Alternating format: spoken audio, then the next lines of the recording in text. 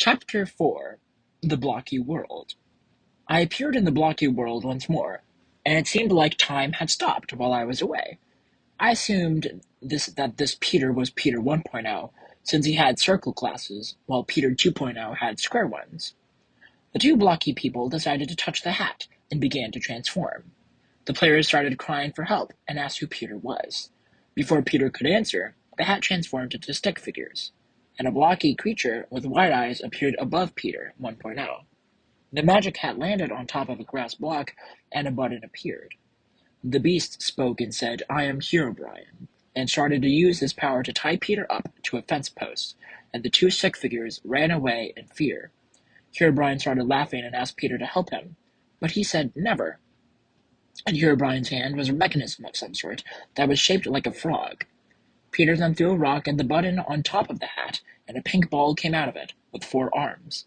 It grabbed and touched the mechanism in Herobrine's hand, and the frog started to fly into space. The mechanism grew gigantic, and a laser cut the block we were all standing on into 4 pieces. The ground shook as cracks formed underneath us, and Herobrine started to fly up into the air. "It is happening," he cried out. The 4 blocks began to shake violently as the mechanism opened up, and green lines reorganized the blocks. Herobrine seemed to be controlling the mechanism, and he spoke, saying, "I may now present the new planet, the Ink Organization." The grass blocks combined with one another, and 4 pipes shot out that poured ink. The mechanism attached itself to the 4 blocks, looking like a frog, and lasers started shooting up into the air. On the planet, a glass cage attached to a tube held a glass bottle. Herobrine started to move some of the ink into the glass bottle when suddenly a rift opened, and out came Peter 2.0 and Chaos. As Peter 2.0 fell into the cage, the darkness held within the magic wand shot out into the tube and attached itself to the glass bottle. Both Peter 2.0 and Chaos cried, "What?" In the commotion, Peter 1.0 untied himself and saw Herobrine take the glass bottle of darkness and shake it, turning it into the X potion I saw earlier. Herobrine started to drink the potion while laughing, and X appeared all over his blocky body. Peter 2.0 and Peter 1.0 saw one another and said in unison, "Two Peters?" Chaos cried out, saying, "I can only handle one of you at the time." Peter 1.0 yelled in a loud voice, "Transfer it now," and Peter 2.0's wand started to shoot at Peter 1.0. Both Peters started to combine with one another, creating a Peter with circle glasses and square glasses. Both still kept the magic wands they had from before. "It worked," the new Peter cried. "What?" Herobrine was now a stick figure, and energy flew through his hands, shooting at Peter. "Quickly, we must work together to stop him." Peter shot the energy that Herobrine was making, and a big boom sounded as they fought against one another. It looks like we are at an equal match." Chaos, climbing out of the broken cage, said, "You are not the only one with a potion," and proceeded to take a potion he had and began to drink it. This would be used for the Skylanders. But I can also use it here." Chaos made 3 rifts and directed its energy toward Herobrine, who overpowered him. "Yeah," grumbled Herobrine as he was pushed to the floor. "We're in my domain." He stretched out his hands and flew into the air, creating a square-looking robot spider. Inside the spider was a diamond with hands. Peter made a robot that looked human and ran toward Herobrine's spider. The spider shot a laser, exploding Peter's robot head-on as pieces fell from the sky. "Ah!" Peter landed onto the floor with his hat next to him. A spike impaled it before he could pick it up, and the spike started wearing it.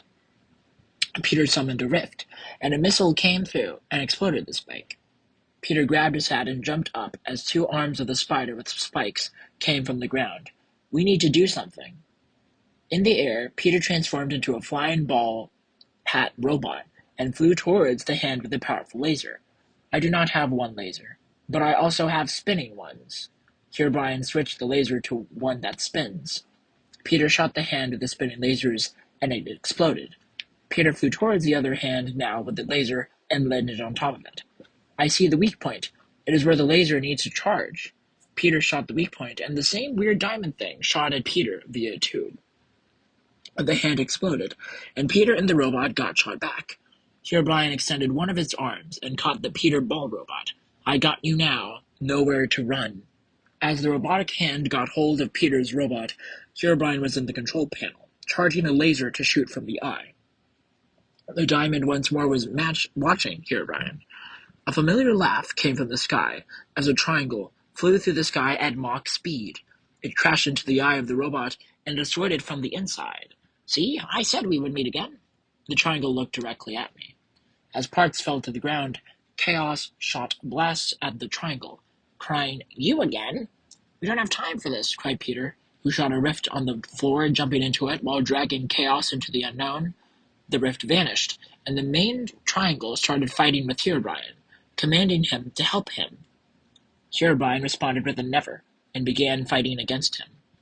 That is when the diamond reached out its hands and grabbed both of them. They suddenly all vanished. Where did they go? I thought to myself. I was confused and did not know what to do. All that was left was the parts from the robot.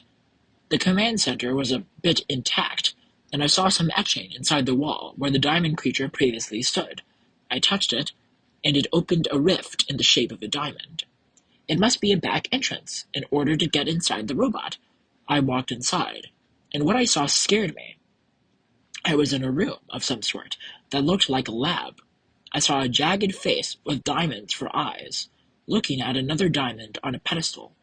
Inside the diamond was the triangle from before, begging for its life, crying out, "No!" The diamond face was only a face, with no body, only that smile. It chuckled to itself, staring intently at the trapped triangle in the diamond on the pedestal.